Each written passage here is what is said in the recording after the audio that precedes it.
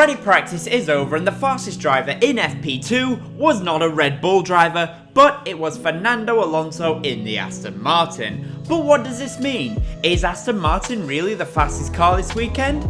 Are Red Bull in the mud because in FP2 Verstappen was third and 0.6 behind the Aston Martin? Well, probably not. And we are going to be taking a look today at what we learned from practice and also taking a look and analysing the data to see what we learned. If you enjoyed the video, please hit the like button and subscribe for more F1 content. The majority of viewers are not subscribed to the channel, and if you're one of those, I would greatly appreciate it if you just tapped that little sub button. Now, let's get to the video. So yes, Alonso was fastest in FP2, but it really doesn't mean a great deal of anything because in FP2, it was sadly affected by quite a lot of rain.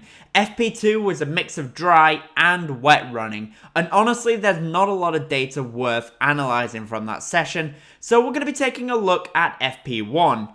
FP1 is a lot more representative this weekend, unlike in Bahrain and Saudi Arabia, simply because, well, unlike in Bahrain and Saudi Arabia, which were night races, FP1 was in the daylight, just like the race is going to be in Australia.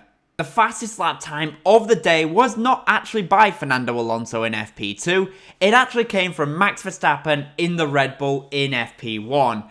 And thankfully in FP1 there was a lot of running, and that means that there's a lot of data to analyse. The fastest lap time was a 1:18.79 on the soft compound tyres, and he achieved that lap time on his 10th lap on those soft compound tyres, as this graph shows, but it was still the fastest time of the day. This tells me that tyre wear at Melbourne is very low, and it looks like drivers might actually be able to get away with a soft medium strategy on Sunday should it remain fully dry, which as of right now it does look like it will be. So with that in mind, let's take a look into the data and see what we can learn from the teams a bit lower down the field. And don't worry, I will be getting to the top teams of Mercedes, Ferrari, Aston Martin and the Red Bull very shortly, so stick around for that. The midfield fight looks like it could be the tightest fight yet this season, as it looks like it's very little to tell between McLaren, Alpine, Williams, AlphaTauri, Alfa Romeo and Haas. From FP1, it looks like that the team that could be struggling the most this weekend is the Alfa Romeo team. Now, the Haas of Kevin Magnussen, as you can see, was the slowest, but he was 0.6 seconds away from the next slowest, so really it could just mean a whole lot of nothing. That being said, there could be a very good reason why the Haas and Alfa Romeos were so slow in FP1, and of course with Hülkenberg also being down in P13. The reason for this could be that the Ferrari power units are turned down more than their rivals. From Saudi Arabia, we saw that in practice, Ferrari powered cars were much slower than their rivals when it came to practice sessions, but then when it came to qualifying, they were back up there. And the reason for this is because Ferrari are very worried about their reliability, as it seems to be a big issue for them. So whilst from Friday we could say that Alfa Romeo are struggling the most, it could just be that their power unit is turned down more than the rest of their rivals, and the data does kind of back that up, as when we take a look at the fastest laps from Alex Albon in the Williams and compare that to Zhou Guanyu, the telemetry shows that Zhou Guanyu is way down when it comes to top speed, and this other graph provided by F1 Data Analysis shows that Alfa Romeo and Haas are down on top speed when compared to their rivals. But what about the midfield teams that are a bit further up the field? Well, for once, a midfield team that is further up the field is McLaren. McLaren have had a brilliant day, and in my opinion, they really were the best of the rest with Lando Norris, which is great to see. That being said, I kind of did expect this. I did mention a while ago that McLaren may struggle in Saudi Arabia and Bahrain, but come better after those weekends, and so far, that looks like that it could be the case. The main thing holding McLaren back is the fact that they are a draggy car in a straight line, but thankfully for them, when DRS is enabled, they're actually pretty efficient, which is something that we saw in Saudi Arabia. Hopefully they can keep this up and take the fight to Alpine, but it does look like right now, McLaren are in with a good shout of some points if they can keep this up, And hopefully for them, they can do. Because for McLaren, they've had a dreadful start to the season with being very slow in Saudi Arabia and Bahrain. But it does look like that this weekend, it could be a lot better for them. But now then, let's take a look at what you've all been waiting for, and that is, what did we learn from Mercedes, Ferrari, Aston Martin and Red Bull? Well, let's take a look at this graph, and what does it show us? Well, what it shows is that in a straight line, surprise surprise, the Red Bull is absolutely electric. But as I mentioned in my previous video, when it gets to sector 3, Aston Martin becomes the fastest car. Aston Martin is a brilliant downforce car and are strong on the brakes, but they do have an Achilles heel, as this graph shows perfectly. They are nowhere to be seen when it comes to full throttle. And to show this, let's take a look at the telemetry now between Fernando Alonso and Max Verstappen. This is the fastest lap that both drivers had from today, with Max Verstappen's time being from FP1 and Alonso's being from FP2. And what does this data show us? Well, what it shows us is that the Aston Martin is much faster towards the end of the lap and can carry more speed through some of the corners in sector 3. But the straight line speed of the Aston is shocking when compared to the Red Bull. This is a huge problem for Aston Martin when it comes to qualifying.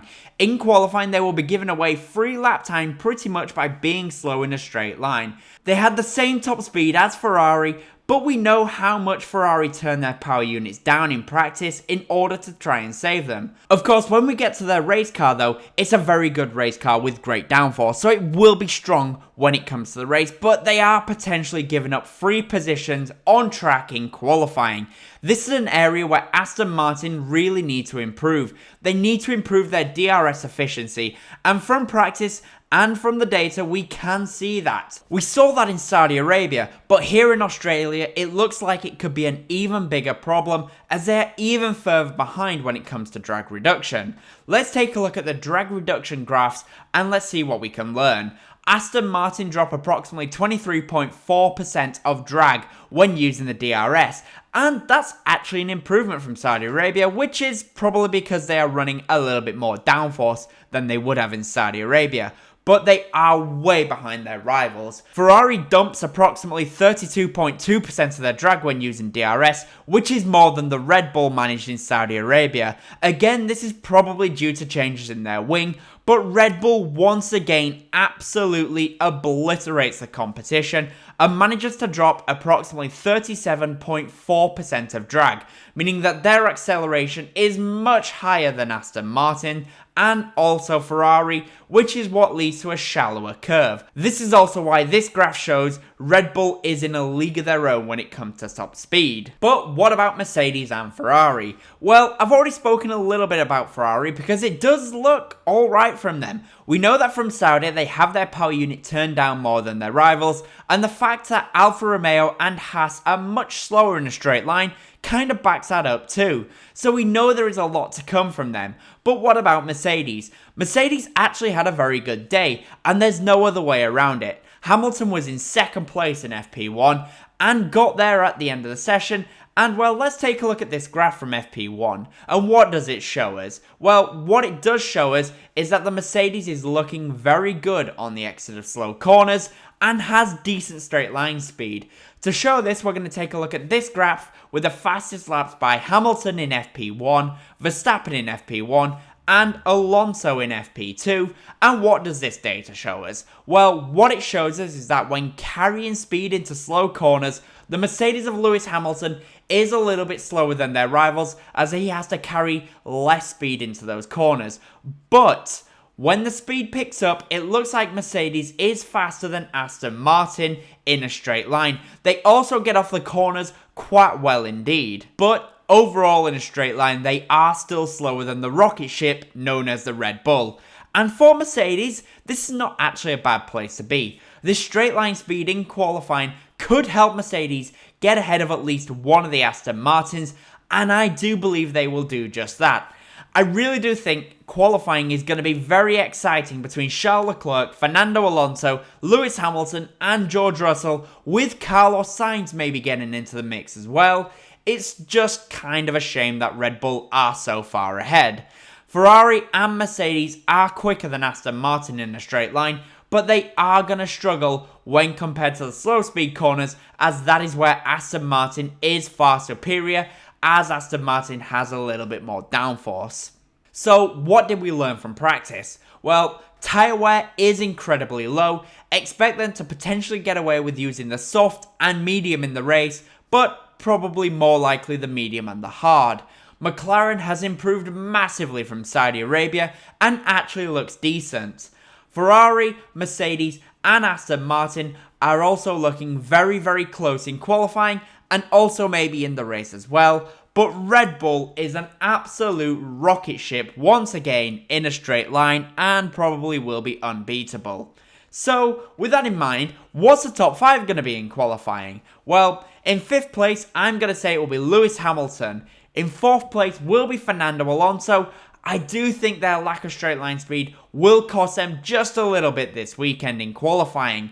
In 3rd place will be Charles Leclerc. In 2nd place, Sergio Perez. And Max Verstappen will be on pole position. But that is what I think. The question is though, what do you guys think? Let me know down in the comment section down below, and as always, comment, leave a like and subscribe for more F1 content. Thank you all so much for watching.